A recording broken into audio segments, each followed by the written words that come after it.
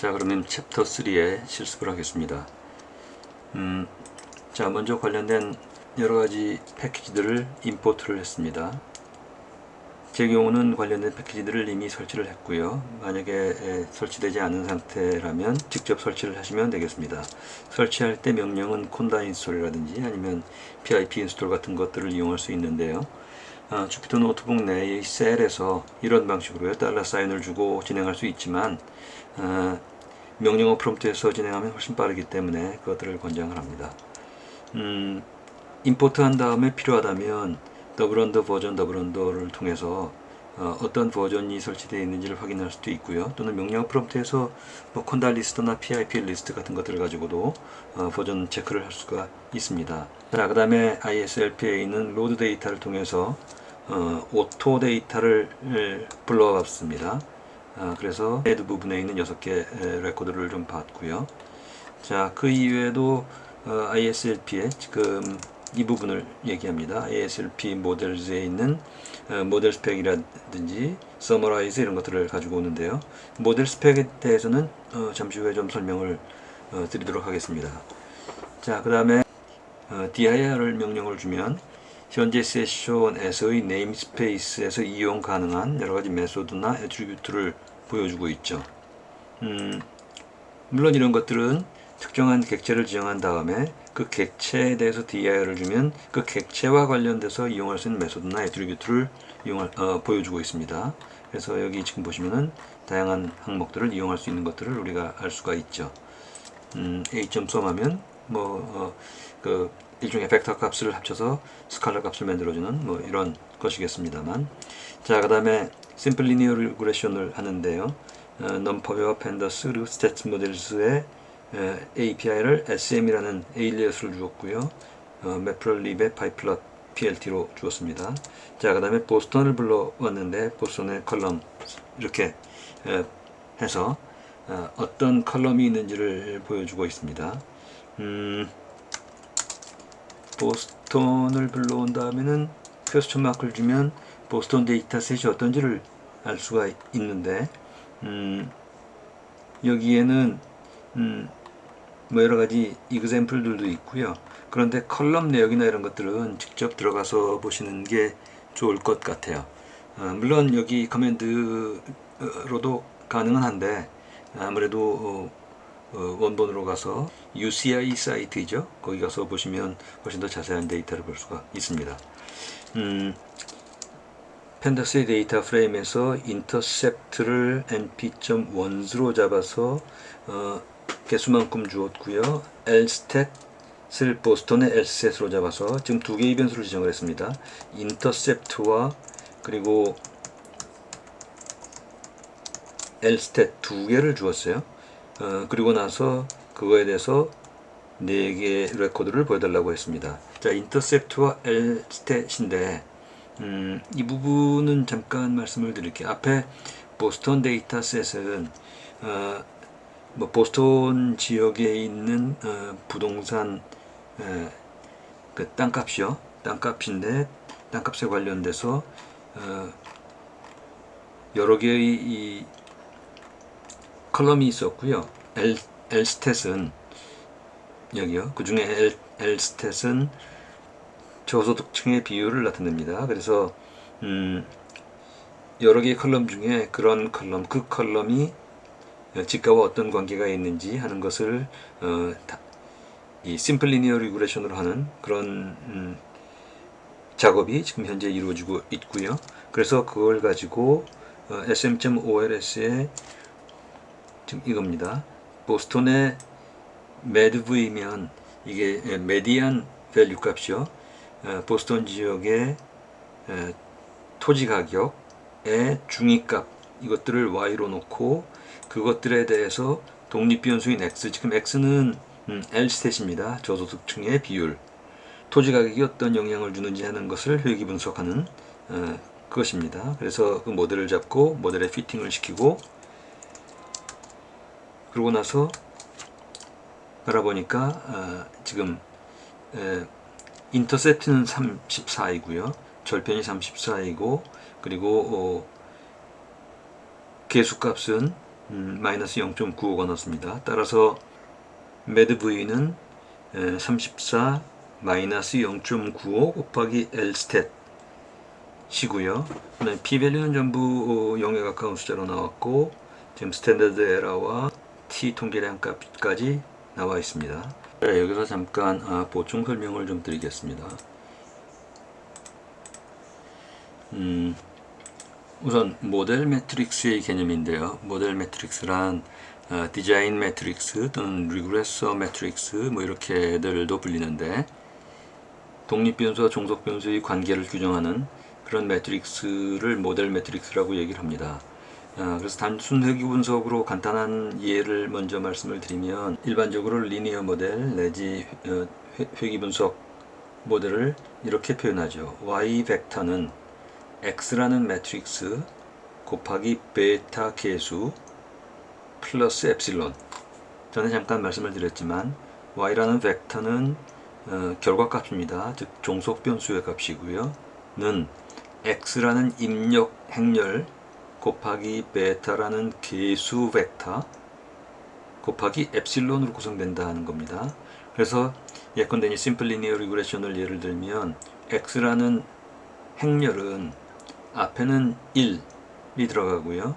그 다음에 x11, x21, x에서 xn1까지 하는 이런 입력 매트릭스가 형성이 됩니다.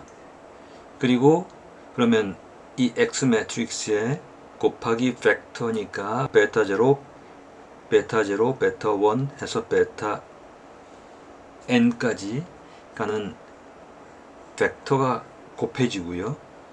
거기다가 엡실론이 더해지면 y라는 결과값이 나온다는 겁니다. 뭐 예를 들어서 말씀을 드릴게요.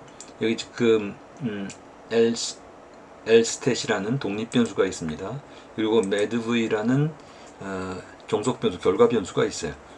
자, 그런데 이런 경우에 지금 각각마다 이런 결과가 있었다면 이것에 대해서 모델 매트릭스는 이렇게 정의가 됩니다.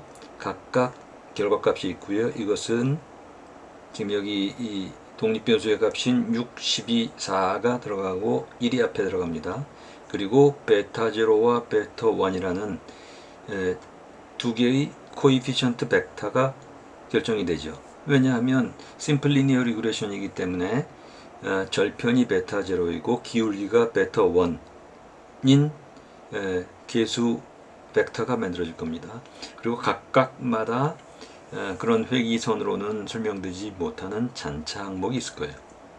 그래서 이렇게 되면 y가 이 부분이 해당되고요. 그 다음에 x 매트릭스, 그 다음에 베타라는 벡터, 그리고 엡실론 해서 이런 형식으로 현재 이 데이터에 대한 디자인 매트릭스를 구할 수 있다는 얘기입니다. 그런데 이런 디자인 매트릭스를 구함에 있어서 크게 두 가지 방법론이 있습니다. 하나는 전통적인 펑션 스타일이고요. 다른 하나는 오브젝트 오리엔티드 스타일입니다. 현재는 양쪽 다 많이 쓰이고 있는데요. 일단 비교를 해두는 것이 여러분들 이해에 편리할 것 같아요. 여기 예를 들면 지금 scikit-learn과 ISLP 패키지입니다. 그 다음에 stats models라는 패키지이죠. 우리가 이번 과정에서 우리 교재를 통해서 진행할 때도 이것들을 모두 골고루 많이 쓰거든요. 자, 그런데 보시면 scikit-learn에서나 scikit-learn이나 아니면 ISLP 같은 데서는 그런 트랜스포머 개념의 오브젝트 오리엔티드 방법론을 씁니다. 반면에 스태츠 모델스 같은 데서는 이제 포뮬러라는 일종의 함수 개념에 충실한 그런 접근법을 택하고 있습니다. 스태츠 모델스에서는 이런 포뮬러 지정하는 방식으로 이용을 해요. R하고 흡사한데요. 이거는 패치라는 패키지를 스태츠 모델스에서 채택했기 때문에 R과 동일한 신텍스를 가져갑니다. Y라는 종속 변수는 x1과 x2라는 독립 변수에 의해서 결정된다라고 포뮬러 방식으로 정의된 것이죠.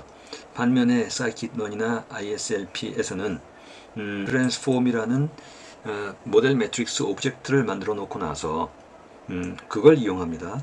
그걸 이용할 때 인터페이스는 fit이나 transform이나 또는 fit under transform 뭐 이런 것도 있습니다. 그래서 이제 그런 것들을 쓰고요. 그런 것들을 통해서 이 모델을 구축할 뿐만 아니라 필요하다면 전처리나 이런 것들이요. 또 스케일링, 임퓨테이션은 그 결측치가 있을 때 데이터를 보충하는 것, 또 인코딩 이런 데도 이제 그 이런 오브젝트 오리엔티드 방법, 트랜스폼 방법론을 통해서 그 일관된 그런 방식을 취합니다. 아웃풋에서도 그렇게 해서 numpy, ND-array 같은 것들이 아웃풋 형식으로 나오는 반면에 스태트 모델즈에서는 고유한 모델 오브젝트가 생성이 되죠. 요컨대 스태트 모델즈에서는 이런 방식을 쓰지만 ISLP나 scikit-learn에서는 fit transform 또는 fit under transform 뭐 이런 것들을 이용하고 오브젝트 오리엔티드 방식을 이용하고 있다. 뭐 이렇게 말씀드릴 수가 있습니다. 자, 그래서 다시 돌아와서요. 보시면 지금 보스턴의 심플 리니어 리그레션으로 모델을 만들었고 그것의 서머라이즈를 통해서 결과를 봤습니다만 그 후에 fit and transform 이 부분이 바로 이제 앞에서 봤던 그런 오브젝트 오리엔티드 방식을 이용한 것입니다. 자, 그래서 모델 스펙이라는 함수를 이용해서 lstat을 독립변수로 하는 디자인 매트릭스를 만들었습니다. 그리고 나서 디자인 트윗을 해서 데이터를 부었고요. 그리고 나서 그것을 가지고 필요한 트랜스폼을 시키고 그리고 현재의 디자인 매트릭스 내역을 보니까 이렇게 디자인 매트릭스가 잡혀 있습니다. 자, fit 트랜스폼으로 한 번에 쓸 수도 있는데 마찬가지로 한 번에 design.fit under transform으로요. fit과 transform을 동시에 할 수도 있다는 얘기입니다. 자, 그렇게 하고 나서 서머리를 보니까 서머리에는 그 내역이 나와 있습니다. ordinary list square로 했고 dependent variable 그 다음에 independent variable은 lstat이죠. 그 다음에 r squared니까 결정 개수가 나와 있고요. adjusted r square입니다만 지금 r square와 동일하죠. 왜냐하면 simple linear regression이기 때문에 multiple linear regression이 되면 adjusted r square는 r square와 좀 달라지고 값이 좀 내려갈 겁니다. 자, 그 다음에 f 통계량이 600으로 나와 있습니다.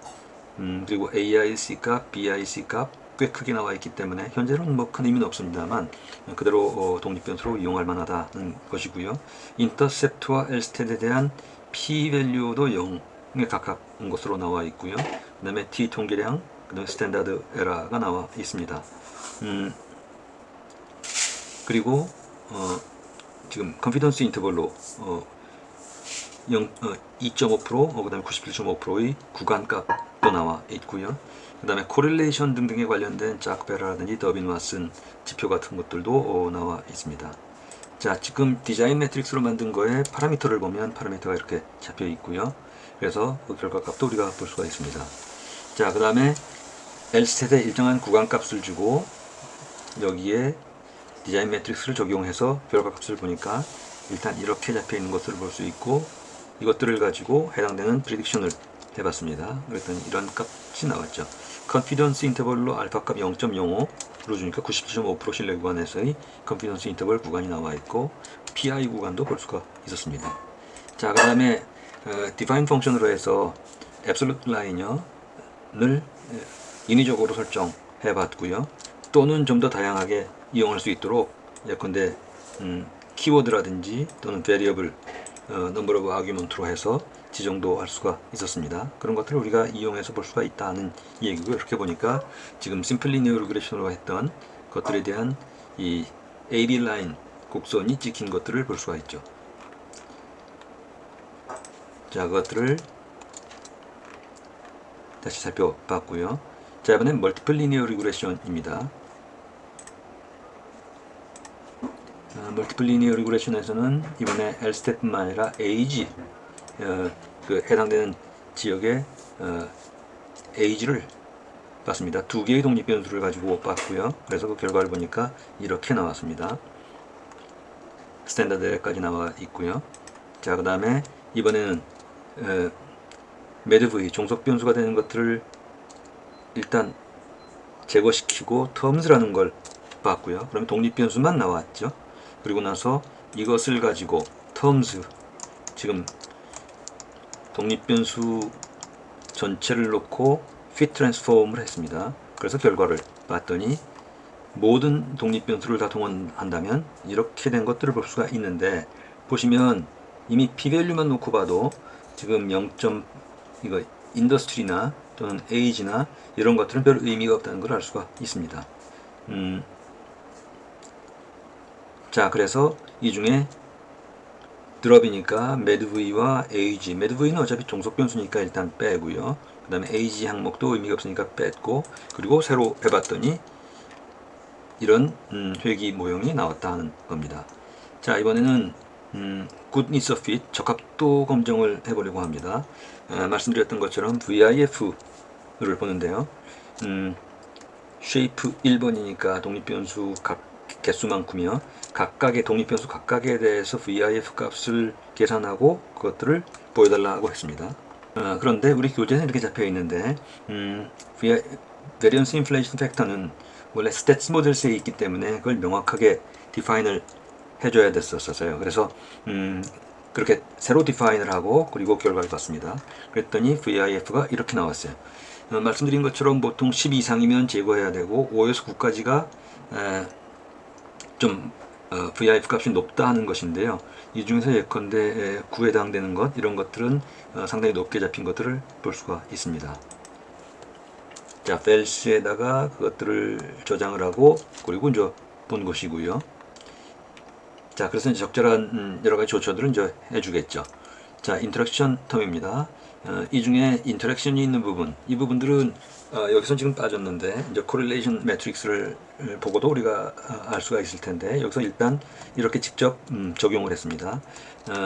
MS에, 즉 모델 스펙입니다. 디자인 매트릭스를 잡는데 LStat과 age와 그리고 LStat과 age를 인터랙션이 있는 것으로 해서 fit 트랜스폼을 하고 그리고 피팅을 시켰더니 이렇게 나왔습니다. 그래서 LStat age 일종의 곱하기 형식으로 두 개의 인터랙션 효과가 있다고 보고 코에피션트를 잡았죠.